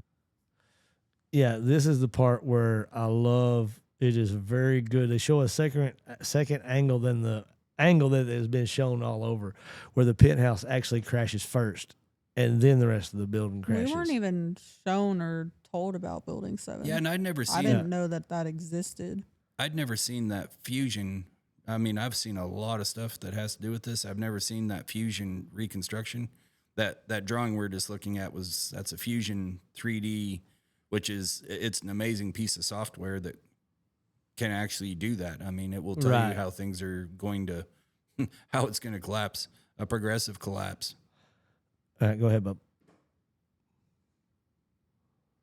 In what more closely resembles what's called a global collapse, where all the supporting columns are severed simultaneously. The second question is, how have other steel frame buildings around the world, similar in design to that in Tower 7, fared during fires? In 1991, for example, the 38-story One Meridian Plaza in Philadelphia had an 8-floor fire that burned for 18 hours, and yet the building didn't collapse. In 1988, the 62-story First Interstate Bank building in Los Angeles had a massive fire that started on the 12th floor. There was no structural failure. In 2017, the 24-story Grenfell Tower in London burned for over 24 hours, and yet the internal steel withstood the fire. So why then did Building 7 collapse after just 7 hours of burning, in a way that no steel frame building anywhere in the world has ever collapsed? With the support of a group called Architects and Engineers for 9/11 Truth, Professor Leroy Halsey I've seen of the this University of stuff Alaska right at here. This is Fairbanks compelling. Conducted an independent study whose findings were released in 2020. Professor Halsey found that office fires of the kind in Building 7 on 9/11 could not have produced sufficient thermal expansion to cause the crucial girder to fail. It's impossible, he found. And more significantly, he and his team found that NIST's explanation does not account for what anyone can see on video, which is that the entire building came down all at once, not in a progressive collapse, but in a total collapse. Something else, therefore, must have triggered the downfall. There's only one thing that could have triggered a collapse like the one we saw on television, and that is a controlled demolition. That was his conclusion. Our ability to analyze the collapse is limited by the I'm video no that we expert, have. but we don't duh. have footage of the south side of the building where the fires were, because the cameras there were likely destroyed or obstructed by the collapse of the Twin Towers. One issue with the controlled demolition hypothesis is that the widely circulated video of the building coming down is selectively edited. In fact, the building did not exactly collapse all at once. It came down in 2 stages. What you're seeing now is the full video of the collapse. It shows the penthouse collapsing first, and then very quickly, the rest of the building going. The unedited video leaves more questions than it answers. It calls into question the official NIST narrative. Tell me that's but it not doesn't controlled. conclusively show a controlled demolition either. Because of how quickly authorities shipped the rubble overseas, we did not get a thorough investigation into the destruction.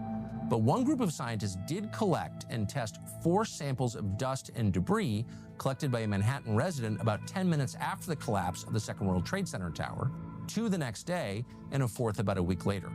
In 2009, they published the results of their study in the Open Chemical Physics Journal. In those samples, the scientists found distinctive red-gray chips full of highly energetic and thermitic material. In other words, they found traces of explosive compounds. To its credit, NIST's report did investigate multiple hypothetical blast scenarios, but found it would be impossible to carry out on any floor in the building without detection. It would have required removing or cutting columns with welding torches and placing wires for demolition. Now, NIST here, found pause that it. window breakage patterns on visible floors was not at all like expected from a blast. Now, here's where I think I have an individualistic type brain. This may be an original for me. Something I've said since day one is I think when they built them things, it was engineered to have a fail-safe. And I mean, like now, if you get locked in your trunk, there's a tab you can pull so you can get out your trunk. When these were built, there was a lot of fear about these things toppling over in wind and all that kind of thing. And in my brain, this is how I sort of work. They say you'd had to use plasma and cut all these things and put the wiring for the detonation and stuff like that. What if they were already pre-installed from construction? What if at some point they already had it set up for, let's say there's a bad earthquake and this building was doing this right here. And they're like, hey, that's got to come down or it's fixing to go that way. And we could put it in its own basement. Do you think that could have been engineered back when were the Twin Towers built? Yeah, I don't know when they were built. Because it was a long time. Well, I'm talking about the technology. I'm just curious if I don't think that they would have ever put that in there. They wouldn't build a building with the thought of, I don't know if this thing's engineered well enough to stand up, because the engineers at that point would have said, we're going to have to go back to the drawing board and re-engineer if they thought there was any chance. What if it was engineered from the get-go? That's what I'm talking about. What if before they started putting this thing up in the skyline? No, the engineers would have no reason to do that. Because that's where we start talking about this right here. I mean, if you pay an engineer enough money, you can get anything you want to. No, engineers, man, they're advancement type people. I mean, they like a challenge. So they're not going to engineer something, put their stamp on something and be like, well, but if this thing does go 7 foot this way, yeah, we're going to push a button and drop the building with all the people in it. What if one of these secret engineer, like one of these things where like, hey, it's engineered in there. We're not going to say nothing about it until we have to use it. And then when we have to use it, the guy looks like a genius. And, like in this situation, they don't want to admit to it being there, so they ain't never said nothing about it. Well, they would never need to use it because the building was engineered to stand up and withstand heavy wind loads. The engineers never thought it was also engineered to withstand an airplane strike. You go back and you look at it, that was one of the biggest concerns about putting them that high, and it was engineered to take a plane strike. Right. And it fell to the ground. So I don't doubt that there's something going on, but I think it has absolutely nothing to do with the engineers rigging those buildings during construction. I would strongly disagree with that. Well, how else do you explain the way it came down without? I mean, literally, unless. Well, I can't. I mean, literally, the thing's full of people every day of the week, and so if construction crews are going in and putting something to make it come down in its own footprint, we don't buy the fact that an airplane hit the thing and made it come down in its own footprint. So, I mean, there's got to be a logical explanation there. So, yeah, construction crews could absolutely come in, and I don't think that they would ever notice. I mean, I've worked on a lot of commercial projects where... And they're not going to do it the day of the plane strike. They're not going to be able to run in. No, the airplane hit at 9 o'clock in the morning. Let's get in there and let's get this thing on the ground in its own footstep by, lunchtime. They're not... That's illogical, too. Just as illogical as an airplane coming into it. So there had to be some sort of forethought if the government had anything to do with it coming down. Exactly. So, where does that forethought plug in? Well, that's what I'm trying to say. If they actually wanted to send construction crews in there, Tucker Carlson, he hypothesizes that, it would be very hard to do that because you would notice that construction in a high-rise building. Fact of the matter is you won't, because they're constantly doing stuff in those buildings. There's stuff going on all the time. And those beams, for the most part, like the ones they're talking about, they're structural beams, those are actually on the outside envelope of the building. You would never see anybody in there. Like you would not. So you think it's more likely to be able to get a bunch of people to go in and wire a building to implode and bring it down on its head while they're walking up down the hallways with people standing there? Yeah, you got to keep in mind in those buildings. I mean, I've worked in a lot of hospitals, not high rise, sky rise. I used to install phones and things. I mean, I can tell you, I know the closets and that the phone cable runs up one solid channel all the way up top. Right. You got all that. My point is, people are oblivious to those types of things. Like they could be wading through wires in a hallway. People could have all the ceiling tiles out. They could have a chunk of wall taken out with some yellow tape around it. People that are going through that are just like, oh, well, they're working on something. I get the oblivious nature of everybody there. My thing is, it's harder for me to believe you're going to get these crews to come in and hotwire this high rise to come down when it's occupied from top to bottom with people and more in the floor or below the floor.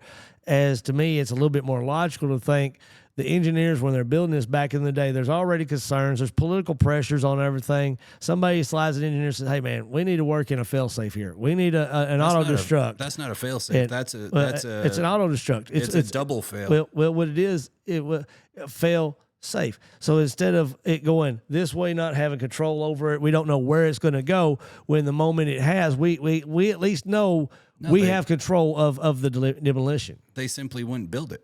If the engineer ever thought the building would fall over, they simply wouldn't build it. I still think he discredited money. No. When you start talking high rises and stuff like that, there's a lot of money, financial influence being thrown around. And just like you go into court right now, you say that there's people that put their law degrees on risk every day of the week going in there trying to be an expert for the defense. And the guy, hey, I've got him here on video. He's stabbing the guy. Well, you know what? That's not the same guy. If you look at his brow line, there's a little, and they put their whole legal career just to go testify a lie, perjury. So, I mean, money will make people compromise. And in the right spot, you can always, if you especially go out there shopping for the right guy. Yeah, but you got to keep in mind, Bert, I mean, on its face, it's a ludicrous fail-safe. About as ludicrous as thinking that our own government brought the twin towers down and plus 7. It would be like having a bomb in your car. If it crossed the center line, the bomb went off to... No, I get it. I know. It's definitely... But my car is one thing that... Okay. OnStar is basically the same thing. OnStar, they can shut it down right now if they wanted to. Now, their fail-safe isn't as dangerous. Their fail isn't as dangerous as OnStar is not blowing up your car. Well, they're not, but they're shutting it down and reducing the threat because they can shut it down where it's at without even being in the car. That's what I'm talking about. When I'm talking about when you see a disaster, you want to minimize the least out of control factors you can. You want to be able to control as much of it as possible, even though there's going to be some that is going to be out of your control just by natural physics. But you want to control as much of it, the scene, as possible. If you got, the big concern back when these high rises were put up was airplane strikes and earthquakes. That was a really big thing. Tornadoes were a big, we talked about, but basically it was earthquakes and airplane strikes. Now, let's say, when I say fail safe, let's say you got an earthquake and we've seen, them high rises over in India that they don't have the codes, man. Them suckers doing this right here all over the place. And people get scared. Now, this is early on in man's development. I mean, they were building these high rises. They were still scaffolding and sitting on the tops of these scaffolds, in no harness. There was no OSHA back then. So, that's what I'm talking about. And I don't even think they would have the technology to actually drop a building. And that's what I was talking about back in them days. Because if not, we got to figure out when they did it. If we go call them a liar, we got to figure it out, because we can't just say, okay, it didn't happen here, it didn't happen here. I mean, that's what I want to find out, because that if we find out when, we find out who. When we find out who, we find out why. And then we get down to the point of, hey, now we can have the conversation. Do you trust this fella or not? Yeah. Unless I had something conclusively showing, I mean, I guess it's really hard to know. There's no records. Well, exactly. And that's the point I like to make. We should know. We have, in 2001, computers were already out there and rolling and going. I was already in college for journalism at the time, and things were changing while I was in college at that time. No, wait, I was still at Verizon at the time. It was a couple years later. But anyway, computers had already changed. I already had cell phones. I mean, there was already things that were in there. They're probably so. If I had a cell phone in my hand, you ought to know the computer and the mainframes were already storing information, data, and all that stuff. Even that Tower 7 that came down, they say they lost the files. I think we could argue all day long on how, when or how they brought the towers down. Fact of the matter is, towers came down and it probably had nothing to do with an airplane strike. And I think we agree on that 100%. Yeah. No, it absolutely had. Well, the airplane strike probably didn't help, but that's the airplane strike didn't bring down Building 7. Nope. At all. And nothing even close. Matter of fact, if you look in the deal, the airplanes didn't even fly over it, so they can't even say it was the turbulence from the airplane. No, and I mean, the one clip where they showed the penthouse falling in, this is the first time I've seen that clip. Me too. There's been a lot of people say that it's possible that somehow or another a missile was dropped or shot into it. I've never seen enough footage to know what a missile looks like when it hits something, but that didn't look like a missile strike from what little missile footage I've actually seen. No, I mean, and there was enough coverage around that there would be something, especially after the two main tires fell. The cameras were everywhere. The bottom line is, we're arguing if a missile took it out or if there was something else that took it out. But the bottom line is, something took it out. Somebody, and what I won't find out is who made that call. It all boils down to somebody that says, do it now. Yeah, this is going to be like the JFK files and the alien files 50 years from now.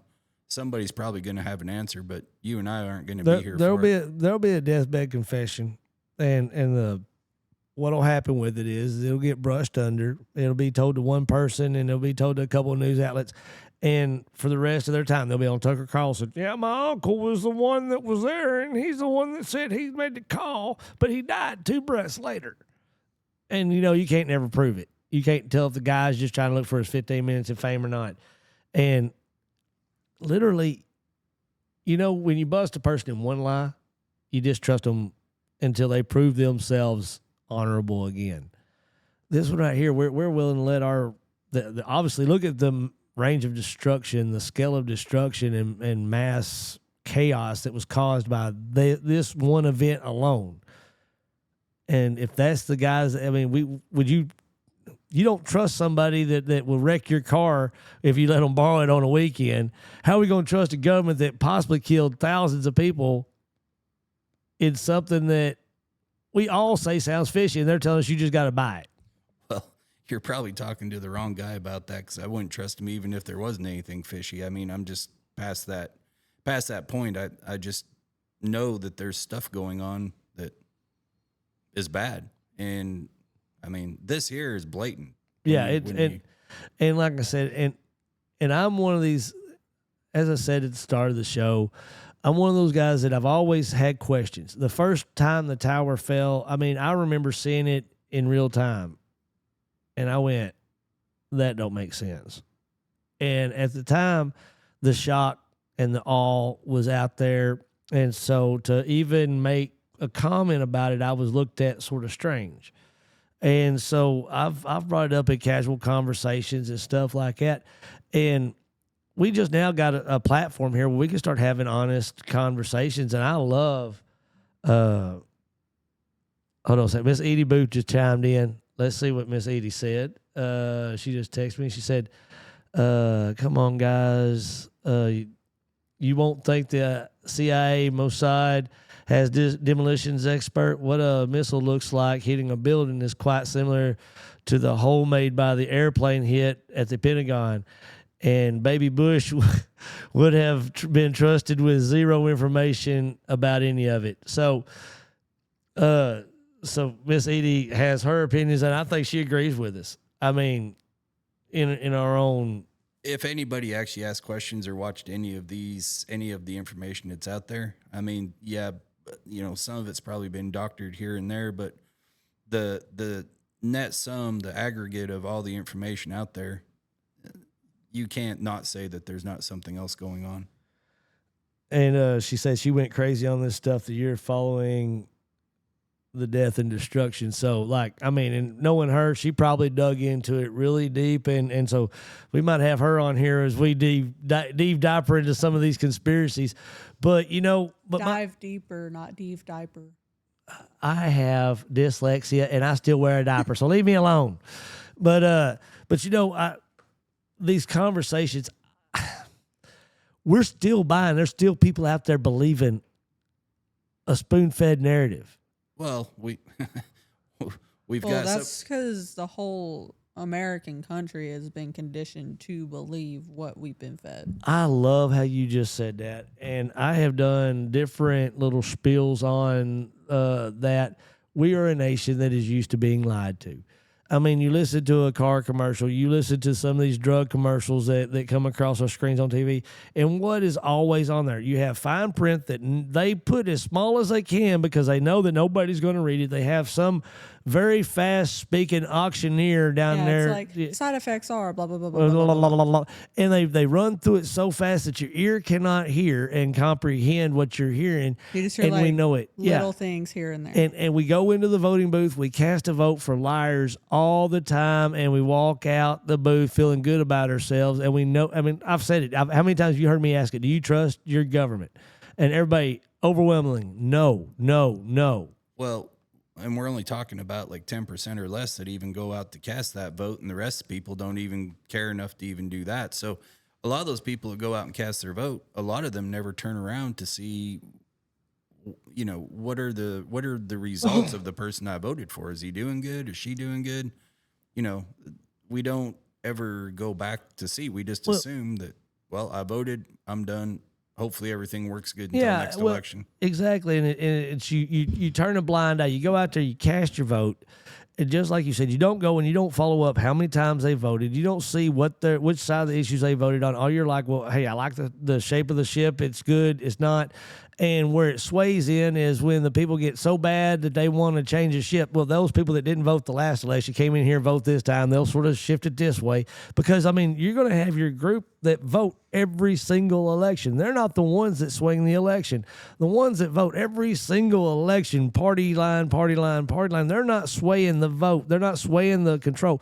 It's the people that get tired of it, and then they said, okay, I'm tired, I'm fed up, I'm going to go vote. But 90% of the time, who are those that don't vote until it's affect them? It's the idiots that are buying into what the people that vote every single election cycle are telling them to believe.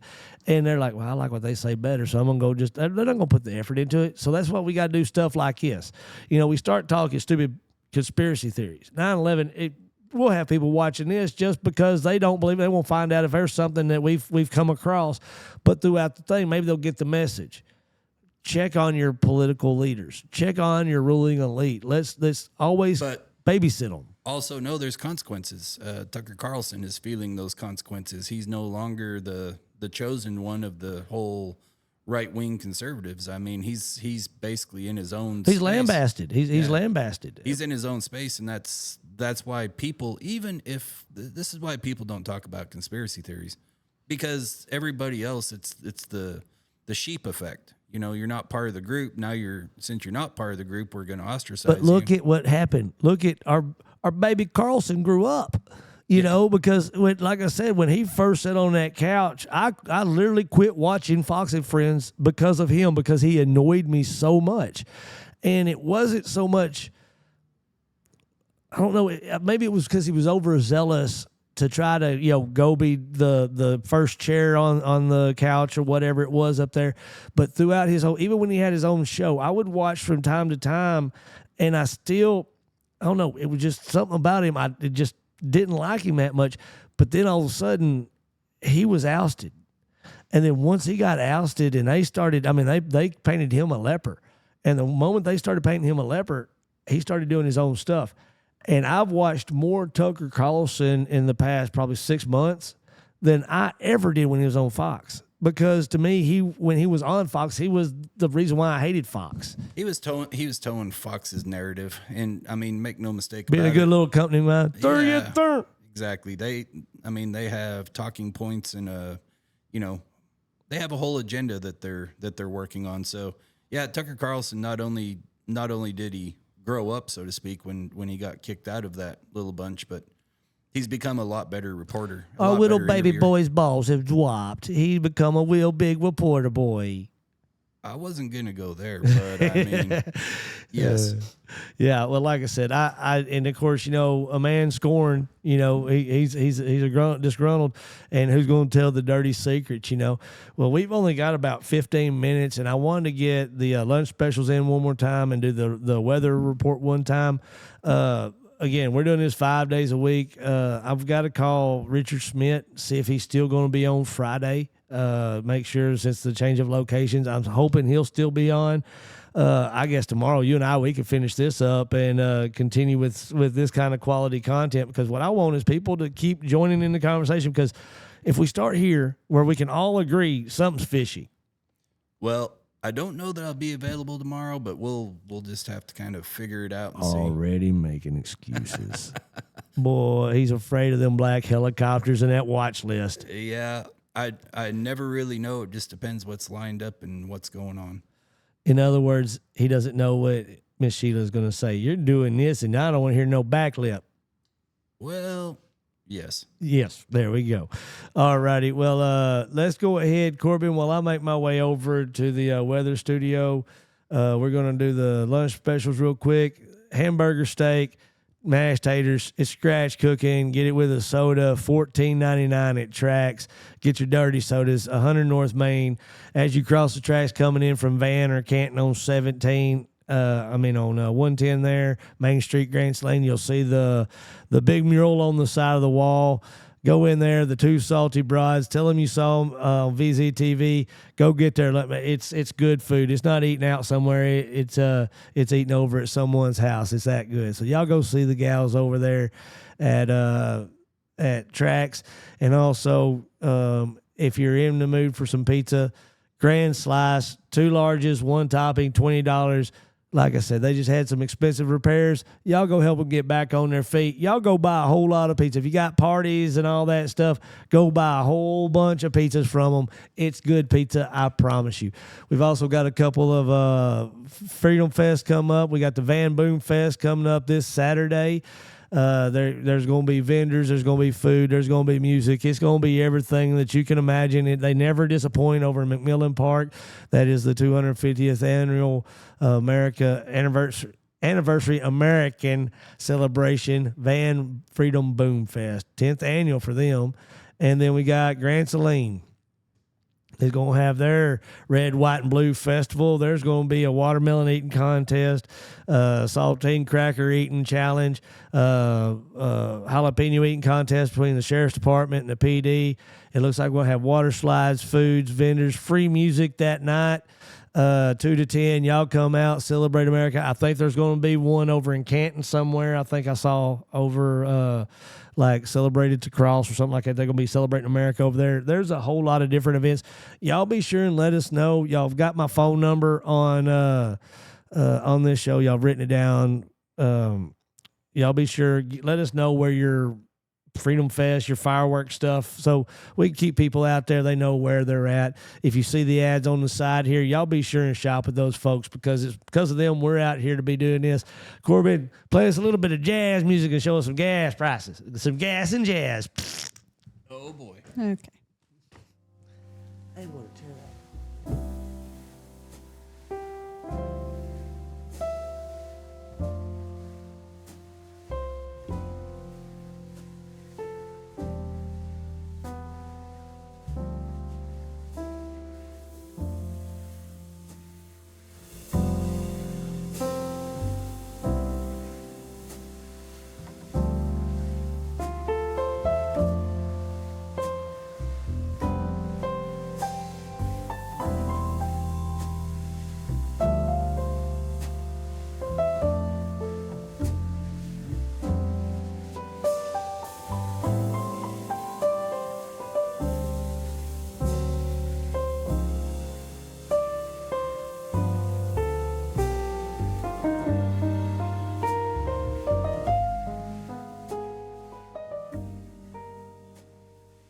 VZTV weather.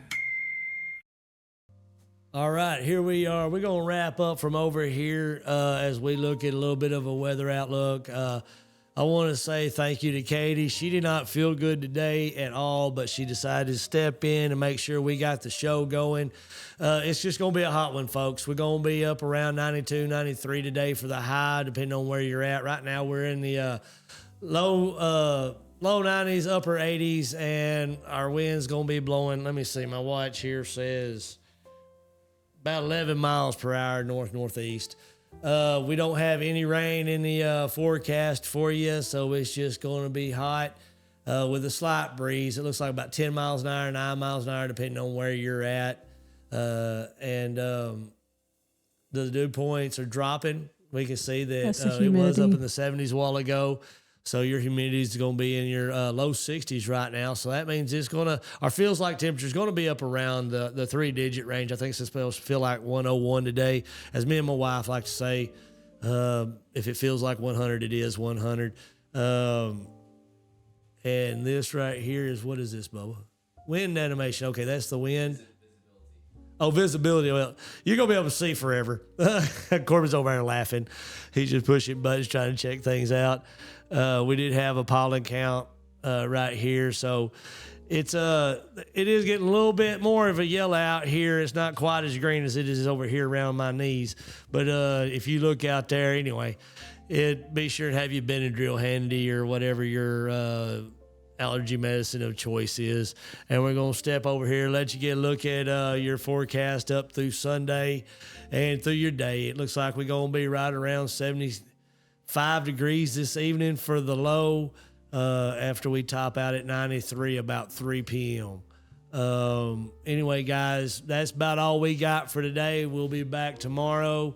And all I got to say is thank you guys for joining in, enjoying the show. Y'all be sure to spread the word. The real news you can use right here on VZTV, baby. See you later.